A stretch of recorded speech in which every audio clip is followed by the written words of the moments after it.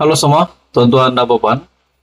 Akhirnya, satu lagi laporan berkaitan dengan pilihan raya negeri, berkaitan dengan campaign PRN, berkaitan dengan ceramah-ceramah semasa ataupun sepanjang campaign pilihan raya negeri. Bagi saya ini laporan polis yang pasti mengejutkan ramai kepimpinan politik. Dalam sebuah artikel dari Sinar Harian mengesahkan PRN 75 laporan diterima di Selangor hari ke-6 campaign. Sebanyak 75 laporan diterima polis Selangor pada hari ke-6 campaign PRN di negeri itu. Ketua Polis Selangor, Datuk Hussein Omar Khan, berkata, daripada jumlah itu, polis telah membuka 2 kertas siasatan di bawah Seksyen 427 Kanun Keseksaan kerana Khianat.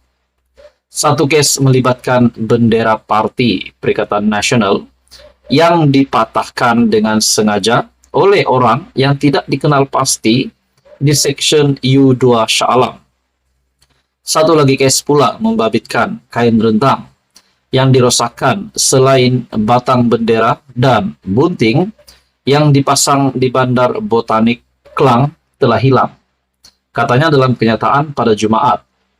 Beliau berkata, sabit kesalahan bagi Seksyen 427 Kanun Keseksaan ini boleh dikenakan penjara selama tempoh yang tidak kurang daripada 1 tahun atau tidak lebih daripada 5 tahun atau denda atau kedua-duanya sekali.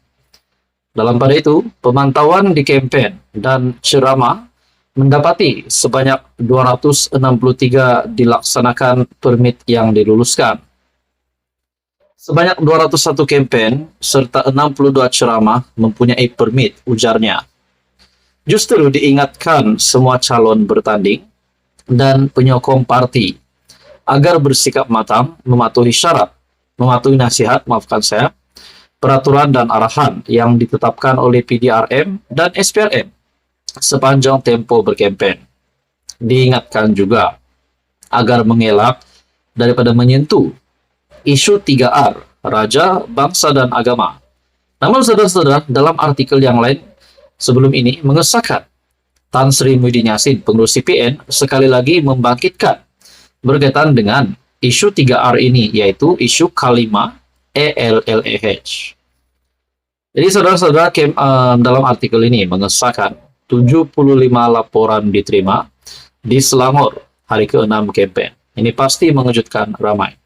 Teruskan bersama di dalam channel ini untuk info yang seterusnya. Mohon bantu channel ini dengan menekan butang like, share, dan subscribe. Halo semua, salam sejahtera Malaysia. Tuan-tuan dan puan, selamat datang ke channel Fels Lifestyle.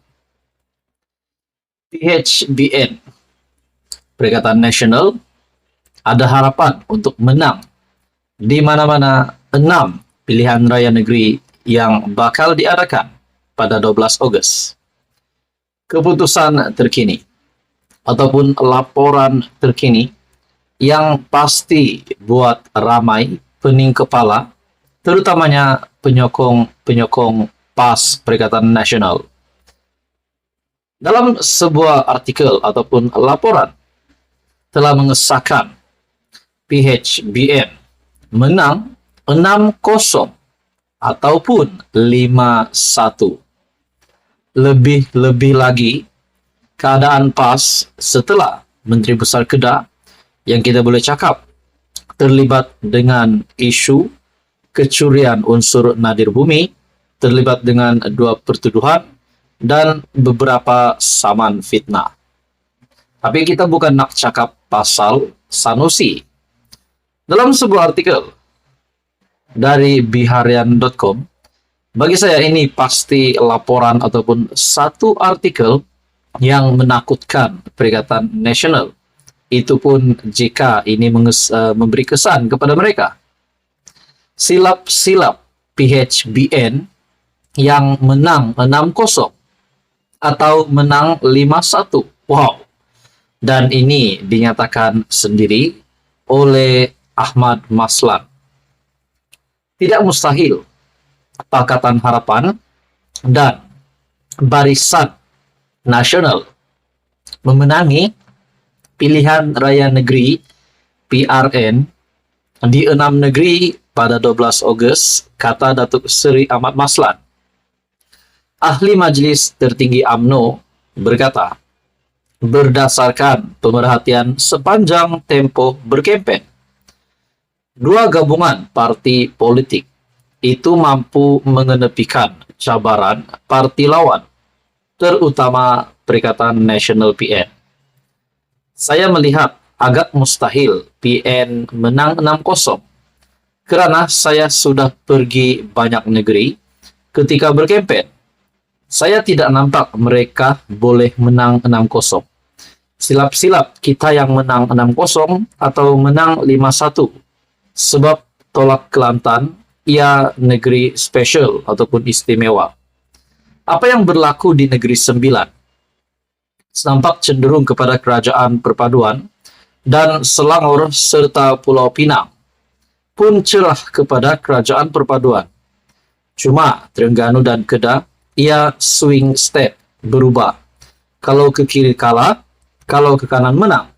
Tapi kalau ikut perkiraan, mereka swing ke kanan, katanya ketika berucap melancarkan Bursa Marketplace Fair 2023 di Pusat Konvensyen Antarabangsa Persada.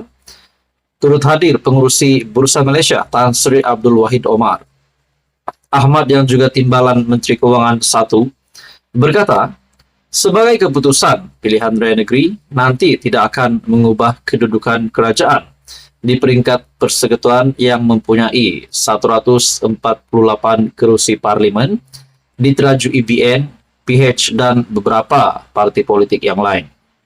Sehubungan itu, beliau mahu rakyat menolak sentimen dimainkan dalam kempen PRN yang mendakwa kerajaan perpaduan akan jatuh jika PN menang di 6 negeri itu.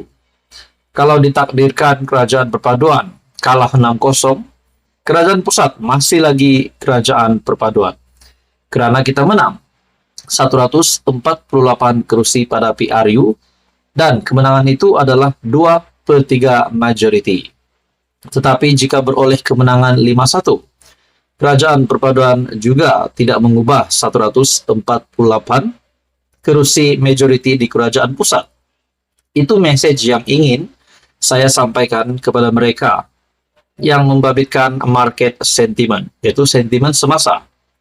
Kenapa kerajaan perpaduan tidak jatuh? Kerana jika hendak buat onar pun, hanya 30 ahli parlimen dari BN, kerana GPS, mereka sudah nyatakan akan sokong kerajaan perpaduan.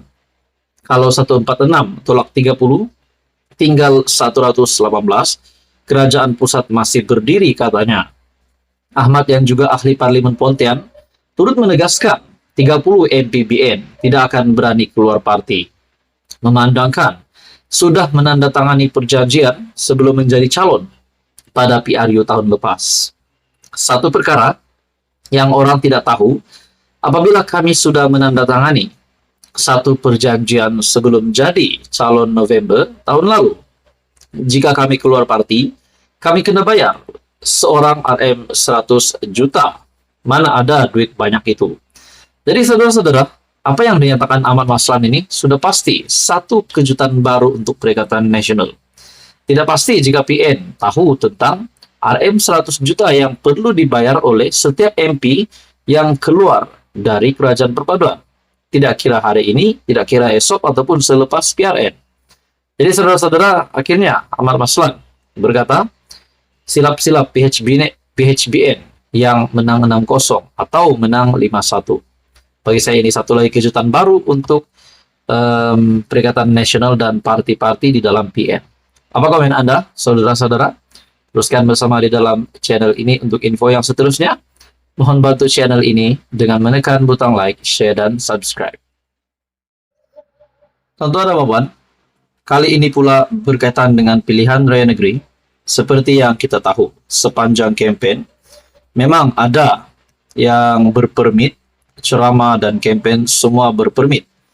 Tapi kita juga tetap berwaspada, terutamanya kepada penyokong-penyokong parti, agar tidak melakukan sesuatu yang tidak diingini ataupun yang tidak baik.